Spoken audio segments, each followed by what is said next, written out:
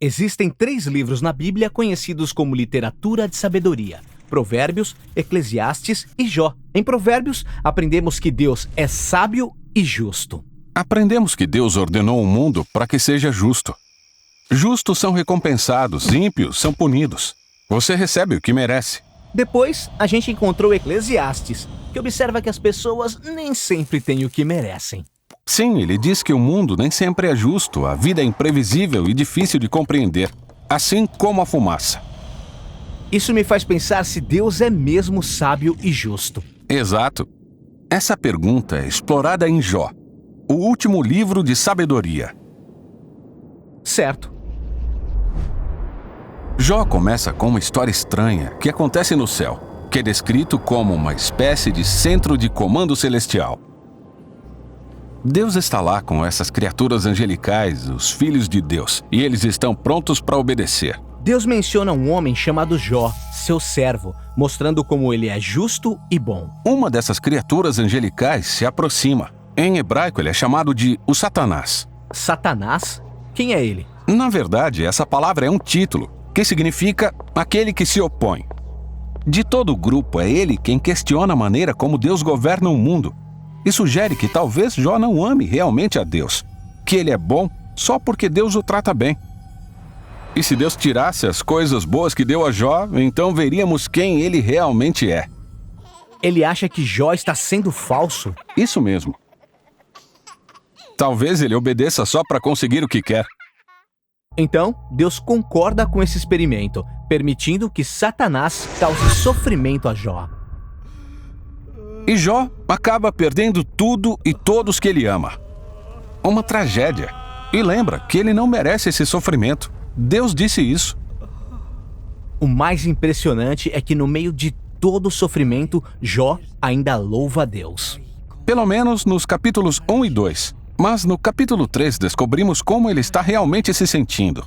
Ele recita esse poema que revela sua devastação. É uma longa maldição sobre o dia do seu nascimento. Depois, alguns dos amigos de Jó aparecem para ajudar. E todos dizem coisas como: Jó, você deve ter feito algo muito ruim para merecer isso. Afinal, sabemos que Deus é justo e que o mundo é ordenado pela justiça e integridade de Deus. Então, você deve estar recebendo o que merece. Nos 34 capítulos seguintes, Jó e seus amigos conversam em uma poesia hebraica bastante densa. Seus amigos continuam especulando por que Deus enviara esse sofrimento, e até começam a inventar listas com pecados que Jó poderia ter cometido. Mas, depois de cada acusação, Jó defende sua inocência. E Jó é inocente. Sim, ele é. Ele está numa montanha russa de emoções. Em alguns momentos, ele está confiante de que Deus ainda é sábio e justo. E em outros, ele duvida da bondade de Deus. Inclusive, ele chega a acusar Deus de ser negligente, injusto e corrupto. No final do diálogo, Jó exige que Deus venha e se explique pessoalmente. E Deus faz isso. Ele vem como uma grande nuvem de tempestade. Deus não dá para Jó uma resposta direta. Ele não conta sobre a conversa com Satanás. Ele faz diferente. Deus leva Jó em um tour virtual pelo universo. Ele mostra a Jó a grandeza do mundo e pergunta se ele é capaz de governá-lo ou compreendê-lo, apenas por um dia.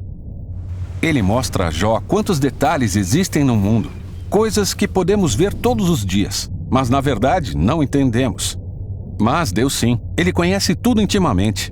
Ele presta atenção na beleza e nas operações do universo de maneiras que nem sequer imaginamos, e em lugares que jamais veremos. Para concluir, Deus mostra a Jó 2 bestas majestosas e se gaba de como elas são incríveis. Sim, elas são perigosas. Elas poderiam te matar num piscar de olhos. E Deus diz que elas não são más. Na realidade, elas fazem parte do seu mundo bom. Bem, então é isso. Essa é a defesa de Deus. É um pouco estranho. O que ele quis dizer com isso? Parece o seguinte. Do ponto de vista de Jó, parece que Deus não é justo. Mas a perspectiva de Deus é infinitamente maior. Ele está interagindo de forma dinâmica com todo um universo complexo quando toma suas decisões. E é isso que Deus chama de sua sabedoria. O pedido de Jó para que Deus se defenda é na realidade algo absurdo. Ele não ia entender essa complexidade mesmo se quisesse.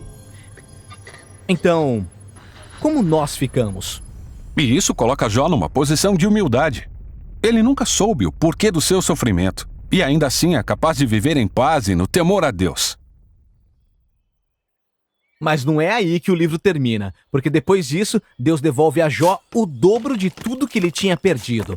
E de novo, isso é surpreendente.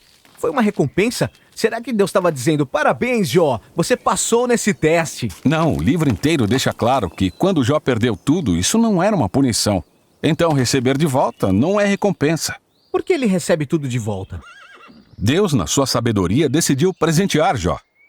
Não sabemos o motivo, mas sabemos que agora Jó se tornou o tipo de pessoa que, aconteça o que acontecer, bem ou mal, ele confia na sabedoria de Deus. E esse é o livro de Jó e o fim da nossa série sobre sabedoria. Esses livros bíblicos de sabedoria são incríveis. Cada um oferece um ponto de vista único sobre uma vida boa. E é preciso ouvir todos para aprender a viver com sabedoria e no temor a Deus.